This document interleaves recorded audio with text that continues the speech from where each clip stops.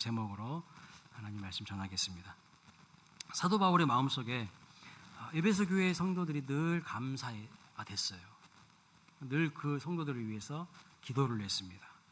근데 그 이유가 있어요. 뭐라고 말하냐면요, 주 예수 안에서 너희의 믿음과 모든 성도들을 향한 사랑을 들었기 때문이라고 말하고 있습니다. 그래서 에베소 교회 성도들은요, 첫째, 믿음이 좋았어요. 믿음이 좋은 성도들이었습니다. 둘째, 모든 성도를 향한 사랑이 있어요. 서로 안에 사랑이 있어요. 물론 나중에 요한계시록에 가시면, 요한계시록에 가면 소아시아 7교회 중에 에베소 교회가 나오는데 에베소 교회를 향하여서 처음 사랑을 잃었다고 책망하는 말씀도 나옵니다. 그러나 지금 에베소서에서 말씀하고 있는 에베소 교회 성도들은 서로 사랑했어요. 서로 사랑했어요. 나중에 그 첫사랑을 점점 잃어가긴 했지만 좋은 사랑으로 하나 된 교회였습니다. 그것 때문에 그런 소문이 나서 사도 바울이 늘 기도하며 하나님 앞에 감사했다는 거예요. 하나님께서 우리 교회도요, 이러한 믿음과 사랑으로 소문나는 교회가 되기를 원하시는 줄로 믿습니다. 교회의 머리 되신 우리 예수님의 뜻은요, 우리 교회가 든든한 믿음으로, 말씀의 반석 위에 세워진 든든한 믿음으로 우리 교회가 아름다운 교회, 믿음의 굳센 교회 되기를 원하시는 것입니다. 그렇다면 뭘 알아야 되냐면, 성경이 말하는 믿음이 도대체 뭔가, 이걸 알아야 돼요. 좋은 믿음, 하나님이 원하시는 그 굳센 믿음이 뭔가, 이게 알아야 된다는 거예요. 근데 교회를 20년, 30년 다녔어도 믿음이 뭔가 설명해 보세요 그러면 그때부터 딱 벙어리가 돼요. 알고는 있어 우리가 바른 믿음이 뭐고 거짓된 믿음이 뭔지 우리는 다 심증적으로 압니다. 근데 설명해 보세요 그러면 웅얼웅얼 거리고 또 설명을 못해요. 그래서 오늘 한번 정리를 해보면 좋겠습니다. 자, 히브리서 11장은요 무슨 장이라 하죠? 믿음장. 믿음장입니다. 고린도전서 13장은 무슨 장? 사랑장. 오, 실력 있으십니다. 자, 그러면 11장 1절 한번 볼까요? 믿음이 뭐라고 하는지 읽어봅니다. 시작. 믿음은 바라는 것들의 실상이요 보이지 않는 것들의 증거니 라고 합니다. 여러분, 바라는 것들의 실상, 보이지 않는 것들의 증거, 이게 탁 이해가 되세요? 이게 도대체 뭔 소리 하는 거야? 좀 어렵죠. 그래서 제가 영어 성경을 한번 찾아봤어요. 뭐라고 표현하고 있는가? 이렇게 나와 있어요. 굳이 읽지는 않겠습니다. 여러분들을 위해서. 근데 직역하면 이런 거예요. 우리가 소망하고 바라는 것을 확신하는 것, 그것이 믿음이다. 이것도 좀 헷갈려요. 도대체 뭘 말하는 건가? 팍 손에 안 잡혀, 느낌이. 내가 바라는 것을 확신하는 것이 믿음이라고 이 말씀 보면 쉽게 생각할 수 있잖아요. 그렇죠? 그럼 여러분들이 바라고 소망하는 것이 뭐예요? 여러분들은 뭘 바라고 뭘 소망하고 계십니까? 많은 사람들이 무엇을 소망하고 뭘 바라고 있어요? 집이요, 막 한 100평 되는 거, 그죠?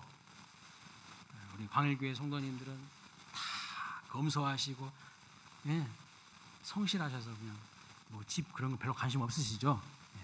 한 100평 되는 거, 또 외제차 굴리는 거, 막 한 1억씩 되는 외제차 두 대씩 세 대씩 막 굴리는 거, 이게 우리가 바라고 소망하는 거. 또 우리 자녀들이 명문대학 막 서울대, 하버드 가는 거, 그런 거 우리 바라고 소망하는 것이죠. 이런 것을 그러면 그 소망하는 것을 확신하면 그것이 믿음이 좋은 것입니까? 우리 아들, 우리 딸 서울대 갈 줄로 맥심이다. 그러면 믿음 좋은 겁니까? 그거 아니라는 거예요. 그래서 여러분, 성경은요 항상 문맥 속에서, 문맥 가운데서, 전후 좌우 문맥 속에서 성경을 해석해야 바르게 해석할 수 있어요. 그것만 딱 뜯어내서 해석하면 이단돼요. 사입이 된다고요. 자기 멋대로 아전인수격으로 막 해석해요. 그러면 진짜 위험해집니다. 그래서 문맥 속에서 믿음이 뭔지를 살펴봐야 돼요. 그러려면 히브리서 10장을 읽어봐야 돼요. 그 앞부분을요. 10장 36절 보겠습니다. 시작. 너희에게 인내가 필요함은 너희가 하나님의 뜻을 행한 후에 약속하신 것을 받기 위함이라 그랬어요. 초대교회 성도들에게 인내가 필요했대요. 왜 인내가 필요했을까요? 왜 인내가 필요했을까? 지금 믿음 이야기하면서 인내가 필요했다는 말을 합니다. 그 위에 32절 이렇게 나옵니다. 읽어봅니다. 전날에 너희가 빛을 받은 후에 고난의 큰 싸움을 견디어낸 것을 생각하라. 비방과 환난으로서 사람에게 구경거리가 되고 혹은 이런 형편에 있는 자들과 사귀는 자가 되었으니. 여러분, 이 히브리서의 1차 독자는 초대교회의 성도들이었어요. 그런데 그 초대교회의 성도들에게 인내가 필요했다고 말하고 있어요. 왜 인내가 필요했을까? 네. 그 초대교회 성도들에게 있어서는요, 예수를 믿는다는 것은 곧 환난을 의미했어요. 환난과 핍박과 조롱과 천대와 무시와 멸시를 당하는 것을 의미했습니다. 사람들의 비방을 받고 조롱을 받는 것을 의미했습니다. 믿는다는 것이 따뜻한 안방에서 다리 뻗고 자는 것이 아니었어요. 호의호식 하는 것이 아니었어요. 예수님이 나를 위해서 십자가에서 물값이 다 흘리고 죽으시는 것을 보면서 주님을 향한 사랑과 충성으로 어떠한 고난과 환난 속에서도 믿음을 지켰거든요. 그래서 인내가 필요하다는 거예요. 인내가 필요했다고 말하는 거예요. 그러면 초대교회 성도님들이 그럼 바라는 것이 무엇이었을까요? 초대교회 성도들은 뭘 바랬을까요? 뭘 소망했을까요? 눈에 보이는 집, 좋은 차, 내 자식 좋은 대학에 보내는 것, 그것이 초대교회 성도님들이 바라시는 것이 아니라 그분들은 과연 뭘 받았을까요? 뭘 소망했을까요? 다시 오실 예수 그리스도입니다. 예수님께 포커스를 둔 거예요. 그게 믿음이에요. 그게 믿음이라고요. 여러분의 삶의 포커스는 뭡니까? 돈입니까? 그럼 돈을 믿는 거예요. 사람입니까? 사람을 의지하는 거예요. 그것이 여러분의 우상이라고 말씀하고 있어요. 37절 말씀 보시기 바랍니다. 잠시 잠깐 후면 오실 이가 오시리니 지체하지 아니하리라. 초대교회 성도들이 바라는 것이 무엇이었습니까? 예수 그리스도의 다시 오심이었어요. 예수님께 집중했어요. 이걸 알아야 돼요. 그러면 믿음이 무엇일까요? 믿음이 뭐예요? 다시 오실 그 예수 그리스도, 그분이 마치 지금 내 앞에서 살아 역사하시는 것처럼 보는 것이 믿음이에요. 보이는 것들의 실상이라고 그랬어요. 믿음은 보이는, 자, 그래서 바라는 것들의 실상이라고 했잖아요. 자, 그래서 여러분, 믿음은 내 눈에 보이지 않는 하나님이 지금 내 눈에 보이는 것처럼 확신하고 사는 겁니다. 육안으로는 안 보여요. 그런데 믿음의 눈을 열어서 영안으로는 하나님이 보여요. 하나님이 나의 소망이시고 예수 그리스도가 나의 소망이신데 그 눈에 보이지 않는 하나님이 눈에 보이는 것처럼 확신하고 사는 것, 그게 바로 뭐라고요? 믿음이라는 거 말씀하고 있어요. 믿음으로 사는 것입니다. 우리 광일교회 성도님들이 이런 믿음으로 소문이 나시기를 축복합니다. 우리 광일교회 다니는 성도님들은 참 믿음이 좋아. 무슨 뜻일까요? 눈에 보이지 않는 하나님을. 세상 사람들은 절대 눈에 안 보여요. 그래서 하나님 없다 그래요. 뭔 놈의 하나님이냐고 그래요. 없다 그래. 눈에 보이지 않는 하나님을 마치 눈에 보이는 것처럼 살아가는 사람이 믿음의 사람이에요. 믿음의 사람이라고. 이런 소문이 나기를 원합니다. 제가 한번 예를 들어 볼게요. 성경에 그런 인물이 있습니까? 있어요. 요셉이에요.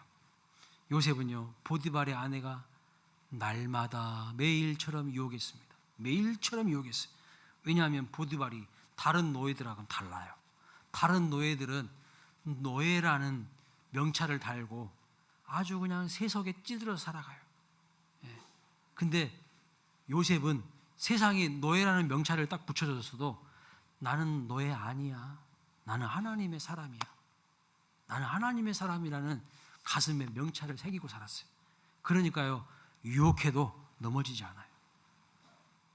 다른 노예들은 맨날 모이기만 하면 원망하고 불평하고 누구 막 뒷담화하고 스스로 자기 인생을, 자기 입을 더럽혀요.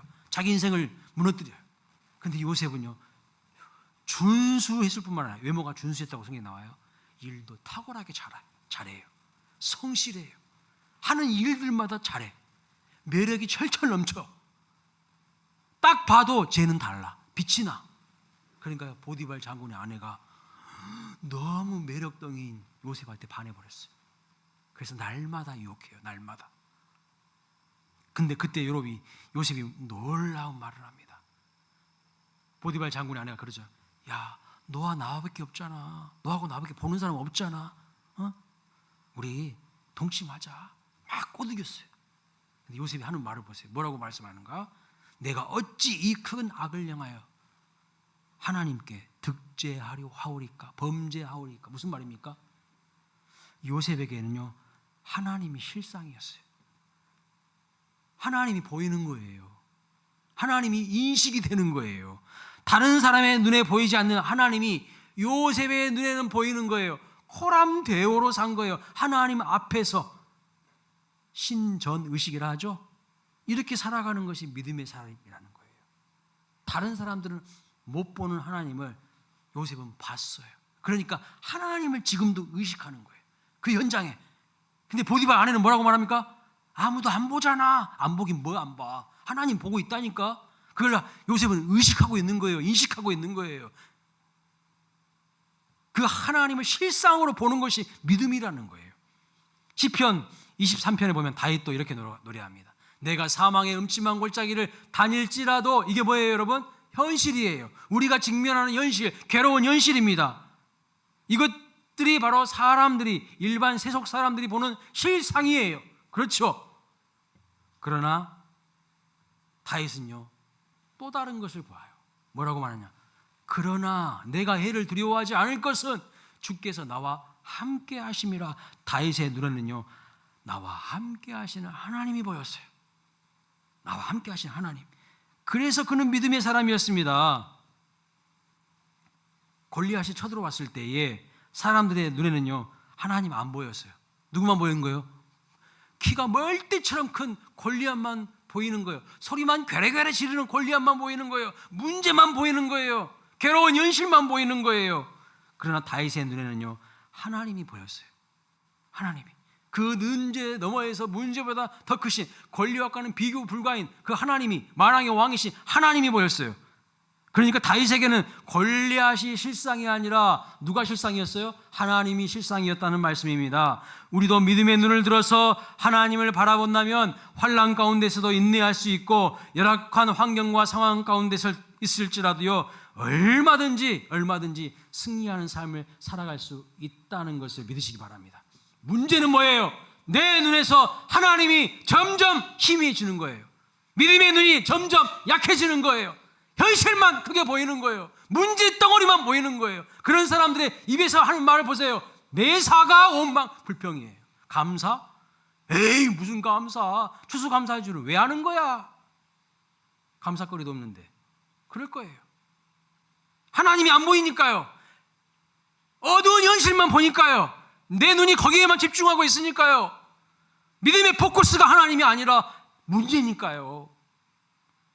절망해버리는 거예요. 모든 이스라엘 백성들이 골리앗 앞에서요, 쩔쩔매요. 벌벌 떨어요. 근데요, 소년 다윗이 담대히 외치고 나아가잖아요. 도대체 무슨 차이가 있을까요? 다윗은요, 하나님을 실상으로 보는 거예요. 영안이 열려서. 히브리서 11장 1절 이렇게 말합니다. 믿음은 바라는 것들의 실상일 뿐만 아니라 보이지 않는 것들의 증거라, 이렇게 말합니다. 여러분, 눈에 보이지 않는 것의 증거가 믿음입니다. 여기서 증거란 헬라어로 마루티온이라는 단어를 썼어요. 법적 증거를 말합니다. 예를 들면 이런 거예요. 범인을 잡을 때 여러분, 심정 가지고 그 사람 잡을 수 없어요. 물적인 증거가 딱 있어야 돼요. 예를 들면 범행 현장에 지문이 발견됐어요. 그거는 증거가 될 수 있어요. 범행 현장에서 어떤 사람의 머리카락이 딱 발견됐어요. 그것을 DNA 딱 분석해서 당신의 DNA와 일치합니다. 이건 증거예요. 증거. 놀랍게도 성경이 믿음은 바라는 것들의 실상일 뿐만 아니라 보이지 못하는 것들, 안 보이는 세계에 대한 증거라, 이렇게 말하고 있어요. 뭔 말일까? 다윗을 보세요. 사무엘상 17장을 보면 다윗이 골리앗과 싸우는 이야기가 나오는데 그때 다윗이 하는 말을 들어보세요. 뭐라고 말하는가? 보겠습니다. 시작. 다윗이 이르되 여호와께서 나를 사자의 발톱과 곰의 발톱에서 건져내셨은즉 나를 이 블레셋 사람의 손에서도 건져내시리이다. 지금 다윗이 뭐를 들이댑니까? 딱 들이대는 것이 있어요. 뭘 들이대고 있는 거예요? 나에게는 하나님이 도우시고 함께 하셨다는 확실한 증거가 있어. 딱 들이대는 거예요. 키만 멀대처럼 커가지고 자기 자신만을 믿는 골리앗과는 비교가 안 되는 왕 중의 왕이신 하나님의 실상을 믿는, 하나님을 실상으로 믿는 다윗과 여러분 싸우나 마나 백전백승 다윗이 이기는 겁니다. 다윗은 어떤 증거가 있어요?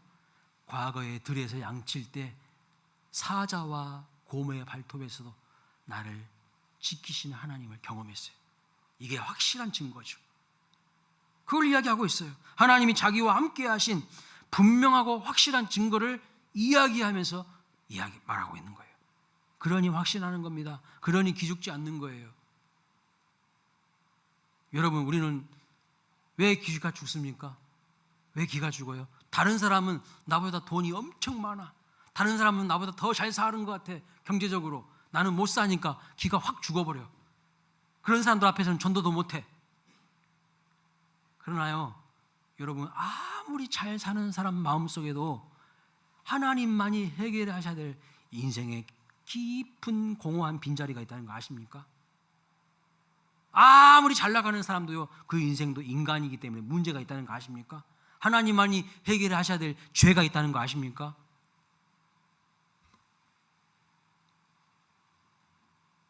나에게는 하나님이 함께 하신다는 이 확신이 있으면 절대 기죽지 않습니다.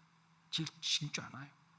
여러분도 지나온 삶을 믿음으로 바라보시고 해석하셔야 되는 거예요. 분명 하나님이 여러분의 삶 가운데에 역사하시고 함께 하신 증거를 발견하게 되실 거예요. 내 삶을 믿음의 눈으로 바라보세요. 그러면 하나님이 증거를 딱 보여주실 거예요. 예. 그래서 과거의 삶도 지키시고 인도하신 하나님이 내 삶의 앞날도 인도하실 것이라는 희망을 노래할 수가 있는 것이죠. 하나님이 살아계시고 역사하시는 증거, 누구에게 그 증거가 있는 거예요, 여러분? 믿고 순종하는 자에게 그 증거가 있는 겁니다. 매사에 의심하고 불신하고 불순종으로 일관하는 사람은요, 증거가 없어요. 증거가 없어요. 그래서 믿고 순종하는 자에게 하나님을 증거를 주십니다. 그래서 믿고 순종해본 사람들, 증거가 있는 사람들하고는요, 하나님 일하는 게 너무 재미있고 즐거워요. 신바람 나요. 근데 증거가 없는 사람들하고 일하려고 하면요, 일이 안 돼요. 빡빡해요. 믿음이 없으니까요. 요한복음 2장에 보시면 가나의 혼인잔치에 물이 변하여 포도주 되는 사건이 나옵니다. 누가 그 기적을 경험하고 증거를 갖게 됩니까? 예수님의 말씀을 듣고 순종한 사람. 그래서 요한복음 2장 9절에 이렇게 말합니다. 물떠온 하인들은 알더라. 그들은 증거가 있어요. 주님의 말씀에 순종했을 때 하나님이 어떻게 역사하셨는지를 증거를 가지고 있어요. 예? 그렇습니다. 순종하는 자, 믿는 자에게는 증거가 있어요. 예수 믿는 것은 받은 증거 많도다 그랬어요. 증거 없는 거 아니에요. 증거가 많아요. 그런데 내가 기억을 못해요. 생각을 안 하는 거예요. 자꾸 문제만 바라보고 있는 거예요. 그냥 잊어버리는 거예요. 로마서 1장 17절 말씀 보면 믿음에 대해서 중요한 말씀을 합니다. 복음에는 하나님의 의가 나타나서 믿음으로 믿음에 이르게 하나니 기록된 바 오직 의인은 믿음으로 말미암아 살리라. 오직 의인은 믿음으로 산대요. 믿음으로 사는 여러분 되시길 축복합니다. 근데 여기 보면 믿음으로 믿음에 이르게 한다, 이런 표현이 있어요. 이거 참 어려운 표현 같아요. 무슨 말인지 잘 이해가 안 돼요. 믿음으로 믿음에 이른다. 헬라어 원문을 제가 살펴보니까 원문에도 수식어가 없어요. 어떤 믿음에서 어떤 믿음으로라는 말이 없어요. 그냥 믿음에서 믿음으로. 그래서 학자들이 성경 전체 내용을 통해서 이 본문을 해석할 때 두 가지로 주로 해석을 하더라고요. 첫째는 한 사람의 믿음에서 다른 사람의 믿음으로, 소수의 믿음에서 더 많은 사람의 믿음으로, 이렇게 말합니다. 그러니까 믿음은 나 혼자 구원받고 끝날 것이 아니라 이 구원의 소식을 옆 사람에게 전해줘서 믿음에서 믿음에 이르는 역사가 있어야 한다는 거예요. 나 혼자 가둬두는 게 아니라는 거예요. 한 가정에서 한 사람이 믿었는데 이 사람이 교회를 섬기는 가운데 은혜를 받고 온 집안이 구원을 받았더라. 믿음에서 믿음에 이르는 역사가 있더라. 이런 역사가 나타나기를 소원합니다. 어떤 분은요, 불신 가정에 시집 갔어요. 남편은 예수 믿는 사람이었어. 그러나 그 가정은 불신 가정이었어. 그런데 시댁 식구들을 다 전도하고 다 예수 믿게 만듭니다. 복음의 통로로 쓰임 받은 거예요. 이게 바로 믿음에서 믿음으로 이르게 한 거예요. 두 번째, 이런 해석이 있습니다. 믿음에서 믿음으로 이른다는 것은 작은 믿음에서 큰 믿음으로라는 해석입니다. 여러분, 누가 이렇게 말했을까요? 작은 믿음, 큰 믿음, 누가 이렇게 말했을까요? 예수님이 그렇게 말씀하셨어요. 예수님이. 복음서에 보면 예수님이 마태복음 14장 31절에 이렇게 말합니다. 믿음이 작은 자여 왜 의심하였느냐. 그 다음에 마태복음 15장 28절에 내 믿음이 크도다 내 소원대로 되리라 했어요. 믿음이 큰 사람은요, 소원도 이루어지네. 예수님이 직접 작은 믿음, 큰 믿음을 말씀하고 있어요. 사랑하는 여러분, 날마다 여러분의 믿음이요 더 큰 믿음으로 성장해 가셔서 여러분의 마음의 소원도 이루어지시기를 주님의 이름으로 축원합니다. 믿음에서 믿음에 이르는 역사가 있기를 원합니다. 초보적인 믿음에 맨날 머물러 있으면 안 돼요. 본 어게인 거듭났으면요 이제 영적으로 다시 태어난 거예요. 아기 수준으로 태어난 거예요. 다시. 그러면요 자라가야 돼. 그리스도의 장성한 분량이 충만해야 하는데 이렇게까지 자라가야 돼요. 그런데 안 자라가는 사람들이 많아요. 여러분 자식 낳아보셨죠? 자식이요 그때 안 자라면요 부모 마음이 시커매져요. 걱정이 엄청 많이 돼요.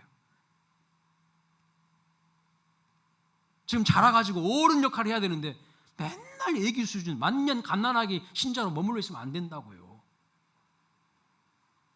작은 믿음에 머물러 있지 않고 큰 믿음으로 나아가시는 저와 여러분 되시길 축복합니다. 그러면요 믿으면 어떻게 될까요? 이렇게 말씀하고 있어요. 요한복음 11장 40절 믿으면 하나님의 영광을 보리라. 수원광일교회가 하나님의 영광을 보는 교회가 되기를 소망합니다. 자, 믿음에 대한 소문으로 끝이 나는 게 아니라 사랑에 대한 소문이 나야 돼요. 사랑.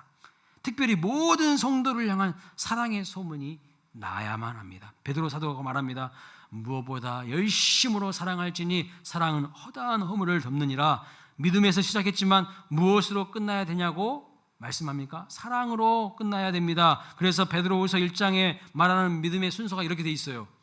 읽어봅니다. 믿음의 덕을, 덕의 지식을, 지식의 절제를, 절제의 인내를, 인내의 경건을, 경건의 형제의 우애를, 형제의 우애를, 사랑을 더하라. 아멘. 믿음은 시작이고 출발일 뿐입니다. 결국 완성은요 사랑으로 완성해야 돼요. 하나님이 이 믿음 위에 보기 원하시는 게 뭐예요? 사랑이에요. 사랑. 성령의 열매는요 우리나라 말로 성경에는 9가지로 나옵니다. 성령의 열매 9가지. 근데 헬라어 원문 성경에 보니까 단수로 한 가지라고 표현하고 있어요.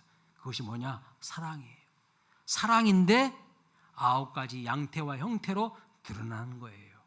성령의 열매는 사랑입니다. 그런데 그것이 희락으로 화평으로 오래 참음으로 자비와 양성과 충성과 원유와 절제의 모습으로 드러나는 거예요. 성경은 하나님을 정의하기를 뭐라고 말씀하십니까? 하나님은 사랑이시라 이렇게 말씀했어요. 하나님은 사랑이 풍성하신 분이 아니에요. 하나님은 사랑 그 자체예요. 하나님의 본질이 사랑이라고요. 그런데 우리를 하나님의 형상으로 창조하셨대요. 그래서 우리의 본질도 인간의 본질도 뭐예요? 사랑이에요. 사랑. 사람은요 사랑받지 못하고 사랑을 잃어버리면요 삶이 즐겁지 않고 무기력하고 삶의 목적도 잃어버리고 급기야는요 자살까지 할 수 있는 존재입니다.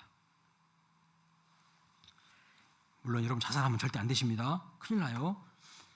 그만큼 사랑의 힘이 대단하다는 거예요. 사랑받고 받으면요 사람이 살아나요. 그렇죠? 심리학자들, 정신의학자들이 뭐라고 하는 줄 아세요? 어렸을 때에 아기가 어머니와의 사랑을 얼마 정도 받았느냐에 따라서, 어머니와의 애착관계가 어느 정도였냐에 따라서 그 사람의 인격, 성격, 성품, IQ 모든 것이 결정된대요. 엄청 중요하다는 거예요. 근데 사랑을 못 받고 자란 애들은 인격이 삐뚤어져, 성격이 이상해져. 예? 그리고 어머니 아버지가 뭐예요? 권위자잖아요. 어머니 아버지한테 사랑 많이 못 받고 자란 자녀들은요 권위자들한테도 들이받는데, 예? 들이받아버려 그냥. 그게 학자들의 이야기입니다. 물론 우리는 하나님 사랑받으면 어렸을 때 사랑받지 못했어도요 충분히 치유되고 회복될 수 있고 건강한 인격으로 변화될 수 있습니다. 그러나 사랑이 중요하다는 거예요. 사랑의 힘이 대단하다는 뜻입니다. 그래서 사람은요 사랑을 먹고 살아요. 여러분, 원숭이가 실현해서 자살했다는 얘기 들어보셨어요? 실현당한 돼지가 자살했다는 얘기 들어보셨습니까?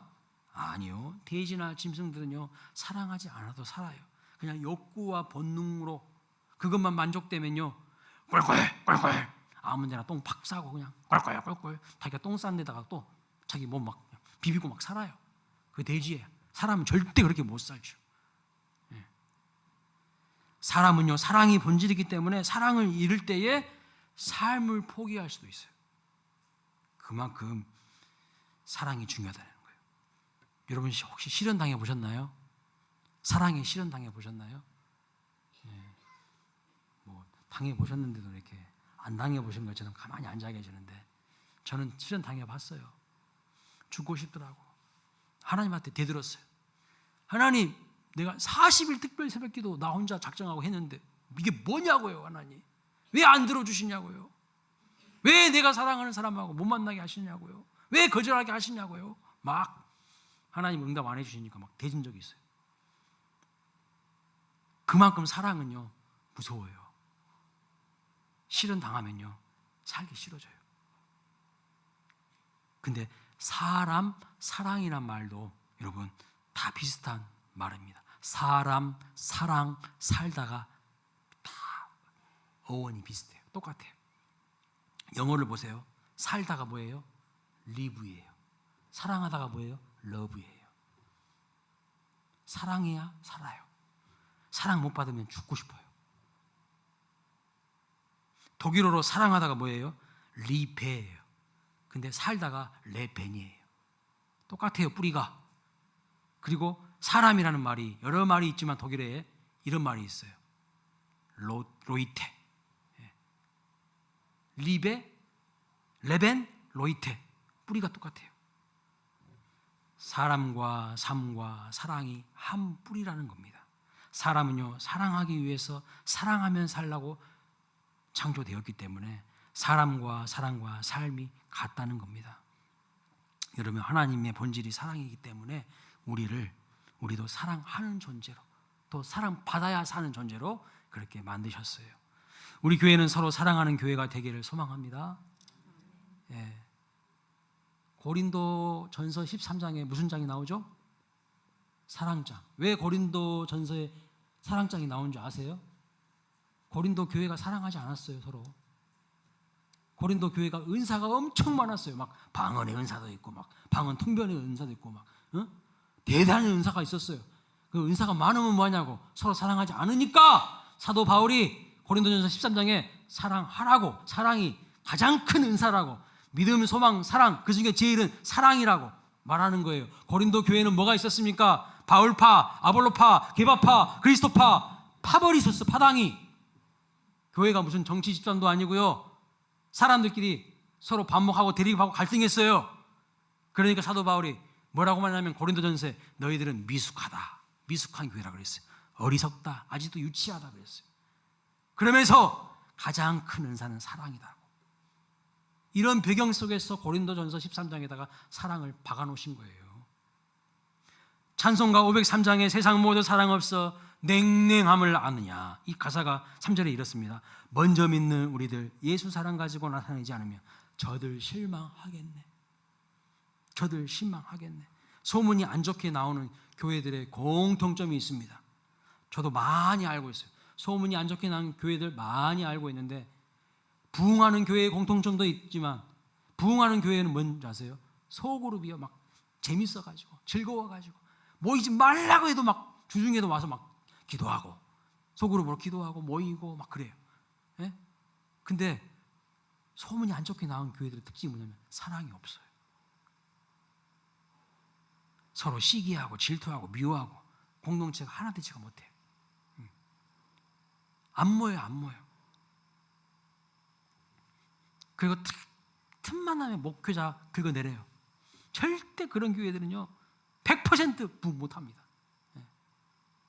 믿음, 소망, 사랑 이 세 가지는 항상 있을 것인데 그 중에 제일이 뭐라고 했습니까? 사랑이라고 했어요. 여러분, 믿음은 예수님 재림하실 때까지 필요합니다. 그 후에 더 이상 믿음이 필요 없어요. 천국 가면요 하나님과 대면하여 볼 것이기 때문입니다. 하나님과 마주하여서 대면하여서 봐요. 지금 우리는 부분적으로 압니다. 완벽하게 알지 못합니다. 그래서 믿음이 필요해요. 그러나 천국에 가면요 완벽하게 알고 전부 다 이제 알게 돼요. 우리가 천국 갈 때까지만 믿음이 필요합니다. 소망도 마찬가지예요. 예수님 다시 오실 때까지, 우리가 천국 갈 때까지만 소망이 필요합니다. 그러나 사랑은 달라요. 예수님 재림하셔도요 우리 천국 가도 사랑은 남습니다. 천국에서 영원히 하나님과 성도들과 뭐 할까요? 우리는 사랑하면서 서로 노래하면서 그렇게 살 것입니다. 그래서 고린도전서 13장 8절부터 10절 사랑장에서 이렇게 말합니다. 읽어봅니다. 시작. 사랑은 언제까지나 떨어지지 아니하되 애연도 패하고 방언도 그치고 지식도 패하리라. 우리는 부분적으로 알고 부분적으로 애연하니 온전한 것이 올 때에는 부분적으로 하던 것이 패하리라. 아멘. 사랑은 영원합니다. 어떤 사람들이 사는 장소가 천국일까요, 여러분? 어떤 사람들이 천국에서 살까요? 사랑하는 사람들이 사는 곳이 천국이에요. 사랑하는 사람들이. 그래서 천국의 지점인 교회에서요 서로 사랑하고 그것을 연습하고 훈련하는 장이 돼야 돼요. 지금 여기서 함께 사랑하지 않는데 나중에 천국에서 어떻게 사랑합니까? 어색해요. 그리고 사랑하지 않으면 천국 못 갈 수도 몰라요. 천국은 서로 사랑하는 사람들이 가는 거예요. 자, 히브리서 11장에 믿음의 정의가 이렇게 나오는 것처럼 고린도전서 13장에도 사랑의 정의가 나옵니다. 그러면 사랑의 본질이 한번 무엇인지를 살펴보도록 하겠습니다. 사랑의 본질을 알아야지 우리가 사랑하면 살 거 아니에요? 자, 13장 4절부터 7절 읽어봅니다. 시작. 사랑은 오래 참고 사랑은 온유하며 시기하지 아니하며 사랑은 자랑하지 아니하며 교만하지 아니하며 무례히 행하지 아니하며 자기의 유익을 구하지 아니하며 성내지 아니하며 악한 것을 생각하지 아니하며 불의를 기뻐하지 아니하며 진리와 함께 기뻐하고 모든 것을 참으며 모든 것을 믿으며 모든 것을 바라며 모든 것을 견디느니라. 아멘. 이것이 사랑이래요. 근데 자세히 보세요. 사랑의 처음 시작을 뭘로 시작했어요? 사랑은 모든 것을 뭐라고요? 모든 것을 어떻게 한다고 했어요? 참고, 오래 참고로 시작했어요. 끝이 뭐예요? 견디는 거예요. 사랑의 알파와 오메가, 처음과 끝이 뭐예요? 오래 참고 견디는 것이 사랑이래요. 근데 세상은 이걸 사랑이라고 말하지 않아요. 세상은요 가슴 떨리고 보고 싶은 감정이 사랑이래요. 그래서 가슴 떨리지 않고 보고 싶지 않으면요 그 사랑도 아니고 사랑이 식었다고 이야기해요. 근데 성경은 놀랍게도 사랑은 금방 불탔다가 또 시들어지는 그런 감정이 아니래. 의지래, 의지. 오래 참고 견디는 의지가 사랑이래요. 그러니까 요즘에 사람들이 사랑하지 않아서 이혼하는 거예요. 사랑하지 않아서 이혼하는 거라고. 이혼한 사람들이 엄청 많아지잖아요.